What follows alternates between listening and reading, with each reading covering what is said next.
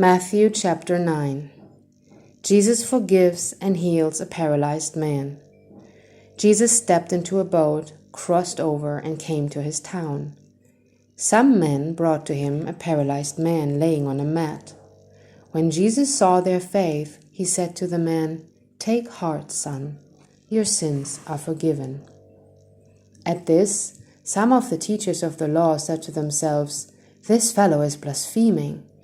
Knowing their thoughts, Jesus said, "Why do you entertain evil thoughts in your hearts?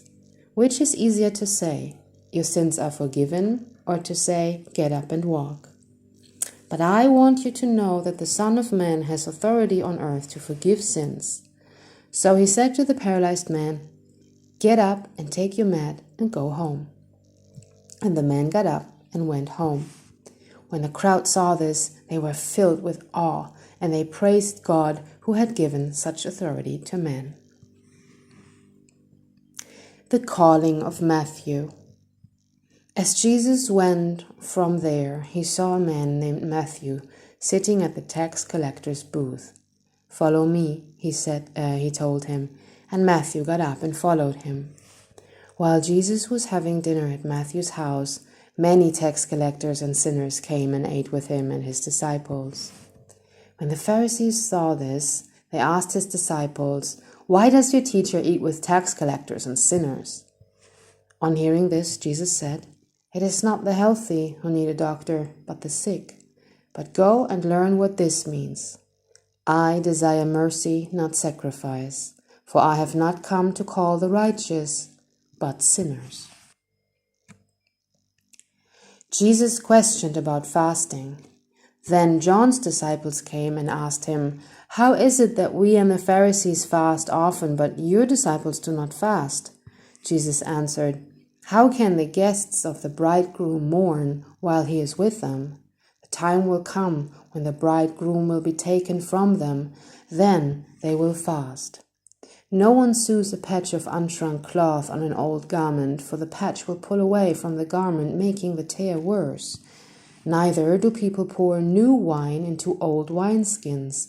If they do, the skins will burst, the wine will run out, and the wineskins will be ruined. No, they pour new wine into new wineskins, and both are preserved." Jesus raises a dead girl and heals a sick woman. While he was saying this, a synagogue leader came and knelt before him and said, "My daughter has just died, but come and put your hand on her, and she will live."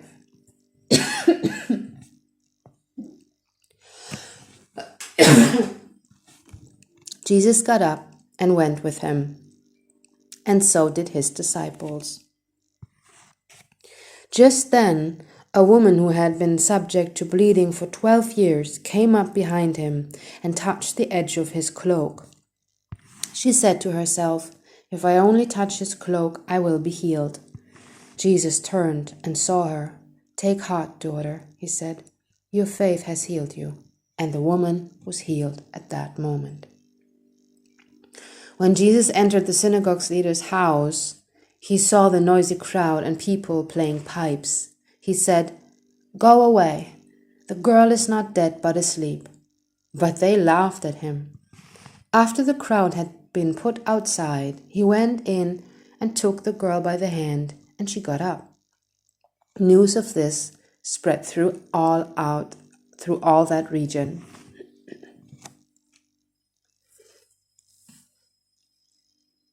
Jesus heals the blind and the mute.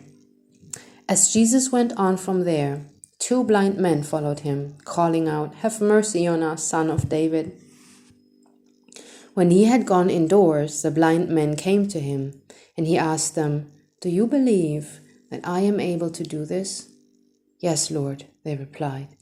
Then he touched their eyes and said, "According to your faith, let it be done to you." And their sight was restored. Jesus warned them sternly, "See that no one knows about this."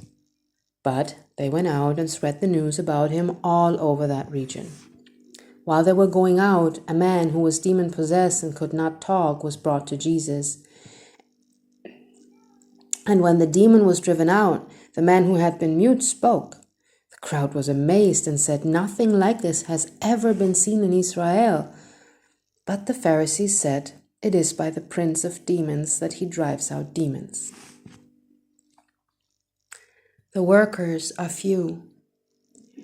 Jesus went through all the towns and villages, teaching in their synagogues, proclaiming the good news of the kingdom and healing every disease and sickness.